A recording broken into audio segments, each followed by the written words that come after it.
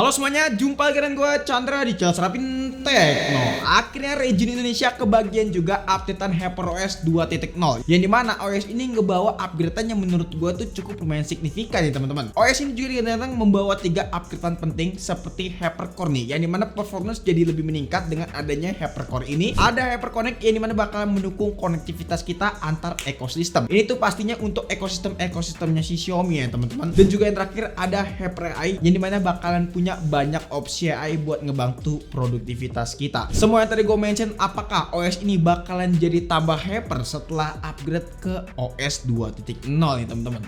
Sebelumnya kalau kalian udah baca judul video ini, harusnya kalian udah tahu lah isi dari video ini itu seperti apa. Jujur gue sebenarnya ekspektasinya cukup tinggi nih buat OS yang satu ini, karena yang gue lihat di versi Cina pas waktu gue nonton video YouTuber cupu di HyperOS 2 ya teman-teman, punya perubahannya bener-bener masif banget, terutama dari segi user interface. Tapi kita nggak bakalan ngejudge kalau misalkan ini OS yang masuk ke Indonesia adalah OS versi sunat, walaupun memang sebenarnya sih emang iya versi nerf ya teman-teman. Cuman kita bakalan lihat sisi lainnya juga teman-teman. Kita bakal lihat dari segi perubahan dulu yang paling mencolok, yaitu dari sektor user interface. By the way, device yang kita pakai adalah Xiaomi 14 ya teman-teman. Secara tampilan di home screen, kalau gue bisa bilang ini perubahannya itu nggak terlalu signifikan teman-teman, terutama dari segi icon aplikasi yang masih sama seperti di versi sebelumnya, entah itu di aplikasi bawaan ataupun aplikasi third party. Namun opsi widget di sini jadi lebih banyak teman-teman. Aplikasi yang super widget pun juga makin ditambahkan ya teman-temannya, ditambahkan dari versi-versi sebelumnya. Tapi kekurangannya antara HyperOS 2 di Cina sama di Indo, di sini kita nggak bisa setting yang namanya icon widget teman-teman. Jadi bentuknya ya ini, bentuk default aja. Padahal kalau di versi Cina sana itu bisa diubah-ubah teman-teman. Mau yang dibuat lancip atau nggak dibuat agak sedikit melengkung. Ya intinya banyak banget opsi yang bisa kita ubah. Lalu kalau kalian buka di control center teman-teman, HyperOS 2 sekarang itu jadi lebih smooth nih. Gue suka banget bagiannya satu ini, karena animasinya tuh bener-bener enak banget pas waktu membuka control center. Begitu juga pas waktu kita pindah ke notifikasi nih teman-teman. Di sini juga ada perubahan, jadi makin smooth sama seperti di pusat kontrolnya. Bukan di situ aja, pas waktu kita masuk ke menu pusat kontrol alias control center teman-teman, di sini ada button brightness dan juga suara. Lalu kalau misalkan kalian tekan, bakalan masuk ke info detailnya. Begitu juga dengan suara. Sama di button musiknya pun juga bakal muncul notifikasi lebih mendalam. Nah, makin mirip kayak iPhone sih kalau gue lihat ya. Selebihnya sih untuk perubahan user interface hanya terjadi di beberapa aplikasi bawaan aja. Kayak misalkan di aplikasi clock alias aplikasi jam, perubahannya ini terjadi hanya di bagian menu word clocknya aja. Sebelumnya itu punya desain digital, tapi sekarang berubah jadi analog gitu. Terus juga di aplikasi cuaca sekarang ada perubahan efek ya teman-teman, yang dimana efeknya lebih variatif gitu ya. Sebelumnya di aplikasi lain kayak misalnya di aplikasi musik, Mi Browser, settingan dan lain-lain itu sebenarnya masih sama teman-teman. Bahkan di aplikasi file manager pun juga demikian, gak ada perubahan yang signifikan. Lalu terkait iklan, gue nggak nemuin nih di setiap aplikasi bawaan yang gue kunjungi seperti musik, file manager ataupun security itu nggak muncul pop up iklan teman-teman. Jadi udah oke lah menurut gue. Selanjutnya kalau kalian pengen pindahin aplikasi ataupun menekan icon aplikasi salah satunya teman-teman ya, nanti di bagian belakang bakalan ngeblur nih teman-teman. Lagi-lagi mirip kayak iPhone. Selanjutnya gue pengen mention di bagian lock screen nih teman-teman. Di sektor lock screen ini jadi salah satu bagian yang di nerf total teman-teman. Walaupun memang sekarang style wallpapernya jadi lebih banyak opsi dan menarik menurut gua. Tapi kalau misalnya kita compare dengan HyperOS 2 versi Cina ya, semua wallpaper stylenya itu dibuat gerak alias live wallpaper. Namun saat masuk ke Indonesia, wallpaper stylenya itu hanya statik aja. Jadi bener-bener kayak foto teman-teman. Dan itu nggak ada live-nya sama sekali. Yang menariknya di sini di bagian super wallpaper tidak ada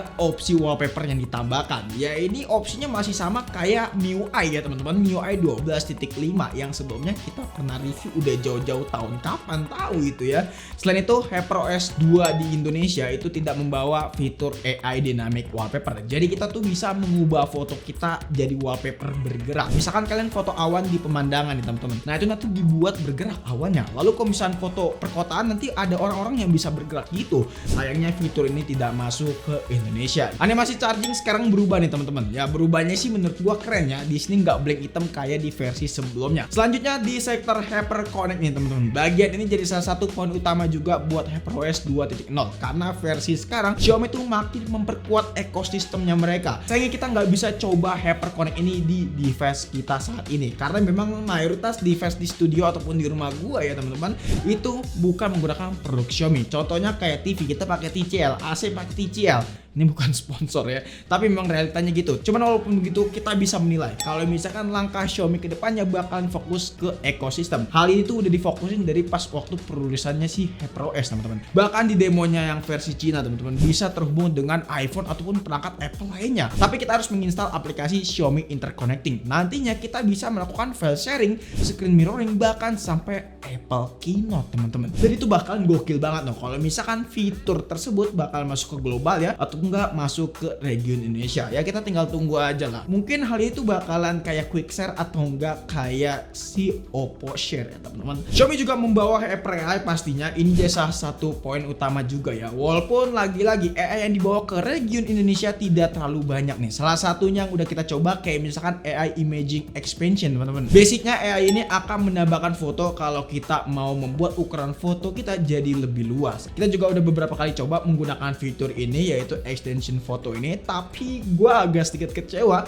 karena beberapa foto yang kita extension ya jadi kayak kartun gitu. Ya mungkin lagi-lagi ini harus banyak perkembangan lagi nih buat AI yang extension ini. Terus juga ada AI Erase Pro teman-teman. Ini tuh tersedia jadi lebih pro nih sekarang untuk menghapus objek yang mengganggu kayak misalkan manusia ataupun objek lainnya yang mengganggu teman-teman. Tapi kadang-kadang gue jadi kesulitan nih untuk menggunakan fitur ini. Soalnya gambar yang digantikan alias yang diduplikat teman-teman, objeknya itu kadang-kadang nggak sesuai. Sepertinya memang AI-nya Xiaomi harus banyak belajar lagi. Walaupun memang beberapa kali sih ada aja foto yang perfect gitu ya. Lalu di sektor performance dengan adanya Hypercore ini ya, Xiaomi 14 gue ngerasa jadi lebih enteng teman-teman, terutama buat running beberapa aplikasi. Entah itu untuk berpindah satu apps ke apps lainnya itu jadi lebih smooth teman-teman. Animasinya pun juga gue suka banget nih. Memang dampak Hypercore ini untuk menjalankan kemampuan performance kayaknya ini jadi ditingkatkan teman-teman. Kalau buat diajak nge-game sih sebenarnya masih sama aja. Gue berasa nggak ada perbedaan yang signifikan. Kayak misalkan dari segi temperatur ataupun performance buat main Genshin, ya menurut gue masih sama-sama aja. So, hadirnya HyperOS 2.0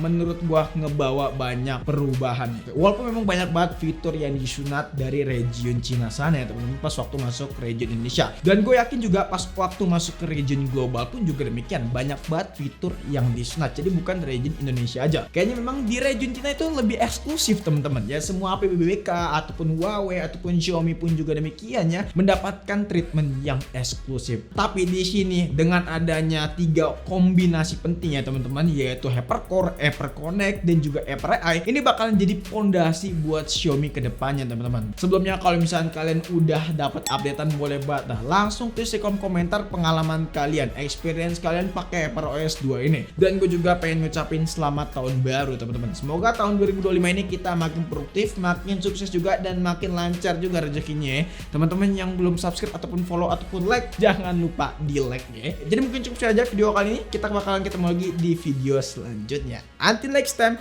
goodbye.